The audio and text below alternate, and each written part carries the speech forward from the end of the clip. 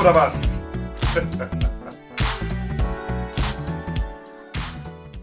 Messieurs, mesdames, chers camarades, bonjour. Aujourd'hui, je vous présente Schultz. Pour être plus précis, je vous présente Sergent Schultz. C'est Sergent Schultz, il porte la même tenue que je portais moi-même quand j'étais sergent au 2e régiment étranger des parachutistes à partir de 1989. Et je vais vous présenter tous les attributs du haut vers le bas en commençant par les képis. Donc, tous les officiers et sous-officiers à la Légion étrangère portent les képis noirs. La visière, le bandoléum, la flamme légion, le turban rouge et la vraie jugulaire. Ça, c'est la fausse jugulaire. Schultz, je vais te remettre ton képi. Intérieur du képi, très important, évidemment. Bon. Et je continue par les épaulettes et tradition. Les épaulettes et tradition, ils sont des couleurs vert et rouge. Ce sont des couleurs des gardes suisses. Comme vous savez mieux que moi, la Légion étrangère a été créée en 1831 par les reliquats des régiments de Hohenlohe, des légions Mirabeau et des anciens gardes suisses. Et les gardes suisses, les couleurs, c'était le vert et le rouge. Le vert, comme le pays, comme le terrain. Le rouge, comme les interventions et comme le sang. On continue, côté droite, par les brevets parachutistes, les anciens 10 plaques à vélo, devinez pourquoi. Et derrière, au verso, il y a bien frappé dedans le numéro du brevet. Ça, c'est pas mon original, parce que mon original se trouve au Tenue Terre de France, qui est derrière Sergent Schultz, cloué au mur. Là-bas, c'est mon original. Donc, les plaques à vélo. On continue. Il y a ici les boutons ornés. Il y en a un peu partout. Et sur chaque bouton, il y a l'inscription Légion étrangère. La pucelle, c'est l'insigne régimentaire. Là-dedans, vous trouvez le chiffre 2, 2e régiment étranger de parachutistes. Le dragon d'Annam, témoin que le régiment s'est combattu en Indochine. Vous trouvez la flamme légion et évidemment, encore une fois, les couleurs vert et rouge. On passe au milieu, la cravate verte. La cravate verte était portée par la Légion étrangère à partir de 1946.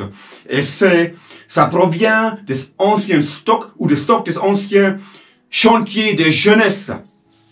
On continue côté gauche, les brevets militaires professionnels, premier degré.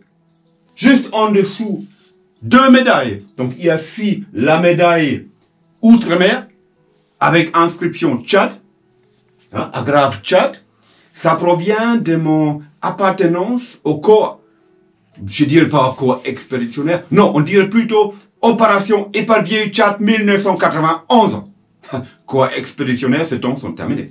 Donc, et on continue avec la médaille de la défense nationale, inscription Légion étrangère, ou agrave Légion étrangère, troupes aéroportées, mission d'assistance extérieure. Tout le monde en a. Sinon, on n'était pas à l'armée. Bon. Juste au-dessous, on trouve les commandos entraînement. Ces stages commando se fait au SNEC, Centre National Entraînement Commando. Ça, c'est niveau 2.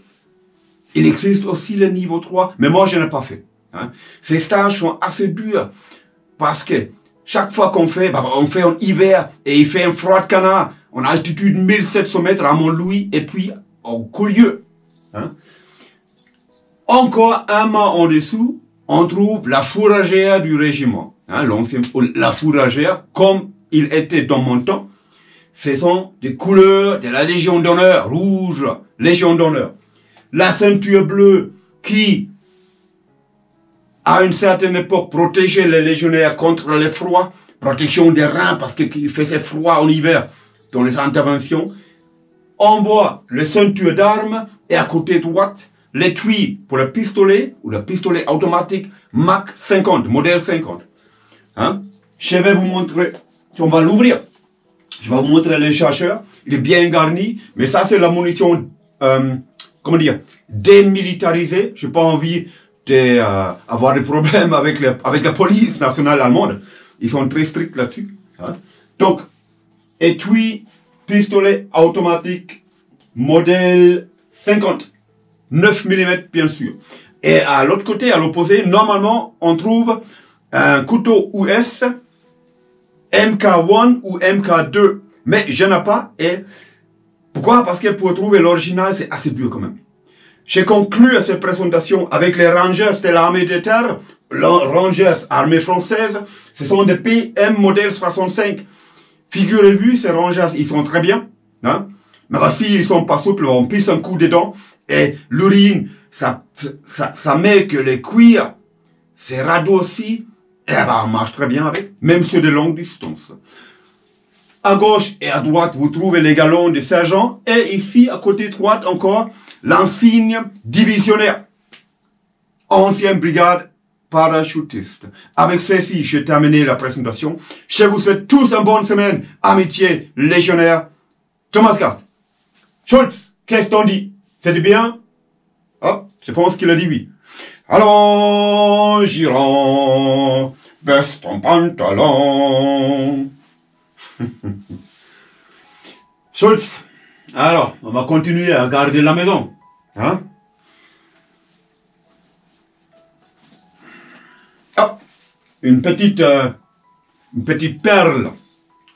Voyez là les couleurs rouges et vert. Et là au milieu, c'est un insigne du 5e RE. Assez rare. Hein? 5e régiment étranger. Qui ne connaît pas les périls de la colonne Alessandrie en Indochine. Hein?